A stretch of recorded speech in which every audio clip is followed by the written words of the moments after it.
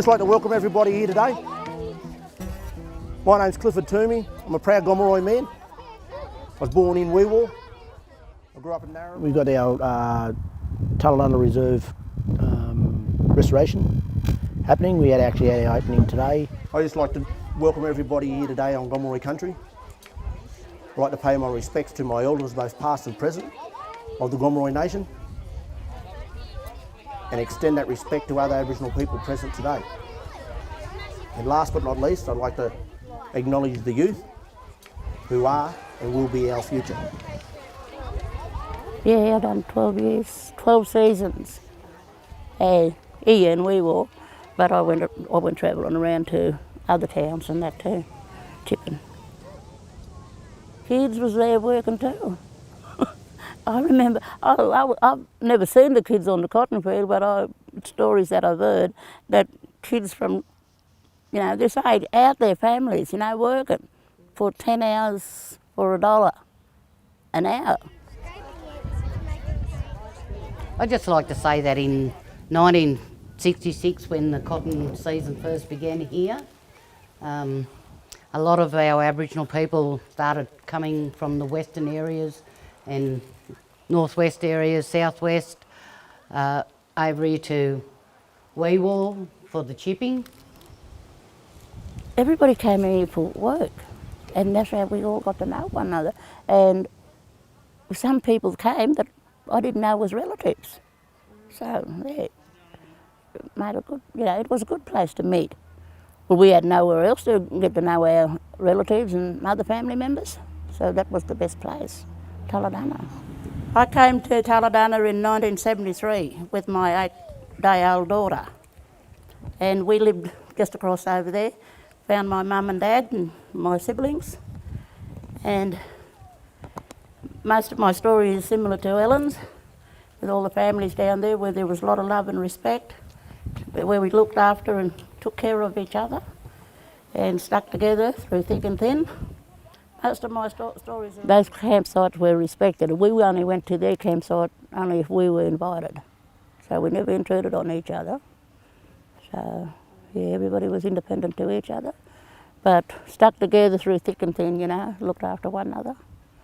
And that was more important. There was a lot of love and respect down there. So. Yeah, everyone. We're doing the smoking, and Gomeroi way with the smoking is using gum leaves, warning the bad spirits off and keeping our good spirits here. Just take some smoke in and cleanse the spirit. Originally came from Lightning Ridge.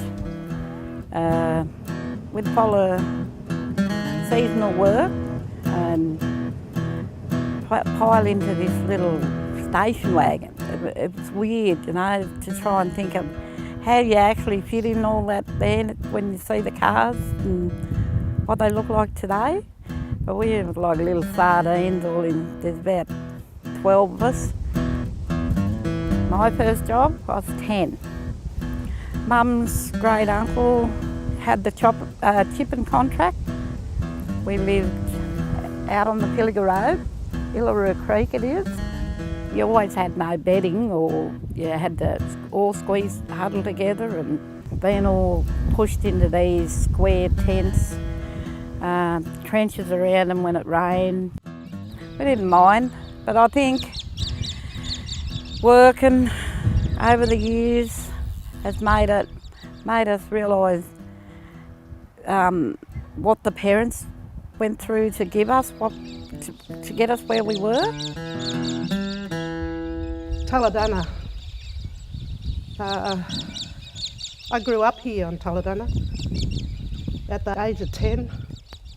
There's 12 of us in our family, and we lived in a tent with dirt floors, no brooms, used a tree to rake around our campsite, and to me, it was fond memories.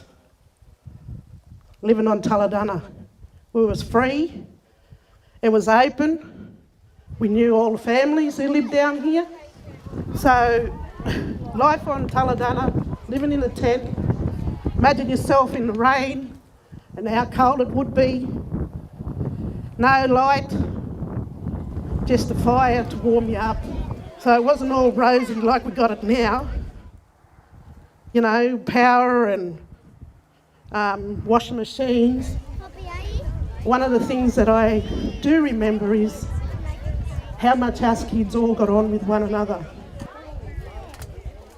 Yeah, very happy times. Yeah, living down there. Yeah, it's the hardships and the struggles, you know, the wind and rain and stuff. No toilets, no water. Where we were today, oh, it was full, it was clear. You could see the fish. It was beautiful down there. And everybody went to that place. That was a meeting place. And there was clothesline where everybody washed, and the clothesline was strung up in between the tree, from tree to tree. So they all got together there, had a feed, and had a yarn. Like a big laundromat it was. Everybody went then, had a yarn and done their washing, and, you know, all had a swim and went home to their camp, cooked tea or whatever. Yeah. And the babies' nappies, because we had a 5-gallon drum where Mum used to boil the clothes, and she'd boil my babies' nappies, and they were so white hanging on the line. That's how the health sister, how we come to meet the health sister, she come down and she said, from the road we could see the snow white napkins. My story.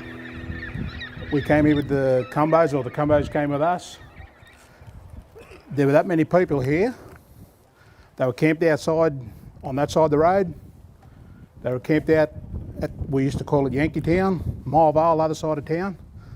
I don't think everyone knows the story, what happened here. The council came along, fenced us in, put shower blocks in, and made everybody move into the fence. We used to live outside the fence, through the trees there. You children, any of you children ever been to the Gold Coast and been to Dreamworld? That's what it was like for us coming here, it was a dream. Because we come from something harder, because we came from where there was no benefits, no handouts, we had to work. I was 10 years old, same as Helen, 10 hours a day for $10. We thought we were millionaires. Oh, they were good memories, you know. It was just that growing up down there, being segregated and, you know, certain places where we could go and limited, you know, places. When I first went there, a lot of people were living outside the fence, and they put the fence up. The railway put a fence up and put everybody back inside the fence. And that's where I wanted the trees to grow, because the railway didn't want us to look at us down there, our campsite. We were eyesore. So I wanted those trees along that fence line. They didn't want to look at us there then. Why look at us now when we go down? You know, segregation, racism, discrimination, it was there. We caught the Burren bus in. Mr. Lauder was the driver. Old Mr. Lauder, Denny, he was the driver.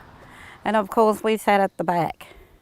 We never sat at the front, we'd always run for that back.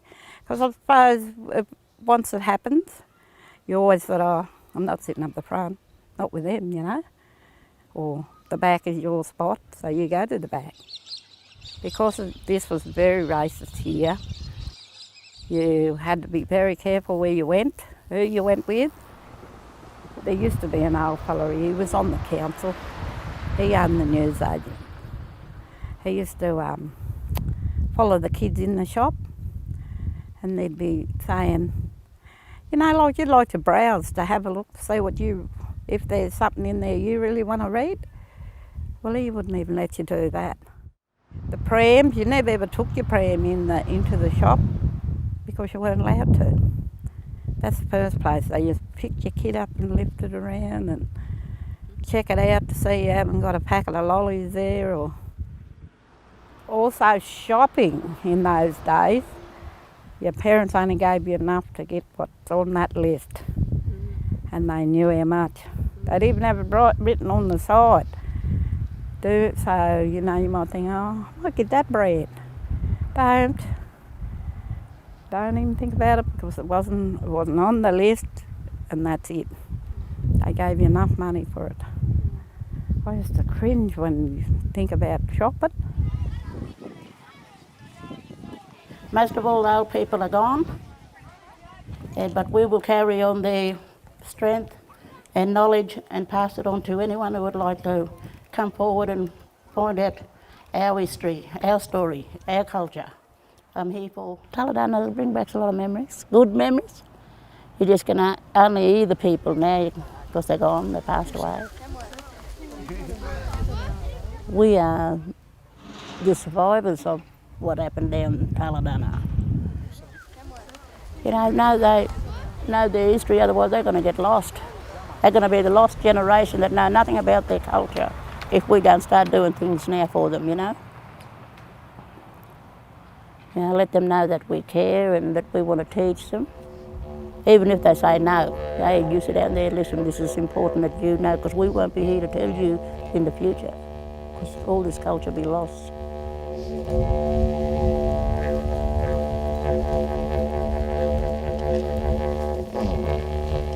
It's all been a positive for our community. As you would have saw today, that you know we had a few out there. It was good to see the kids from the schools turn up and come out and learn a bit more about the history about their community as well, what they're growing up in, because you know at the end of the day they're our future.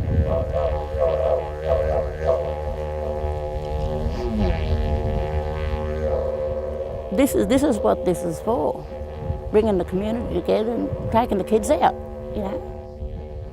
And I'm happy about today because it sort of brought the community together. Everybody has a story and they all need to tell it. And I was glad some people got up and told their story, because that's most important for the kids, everybody to hear, you know. Not only one person got a story, everyone has a story.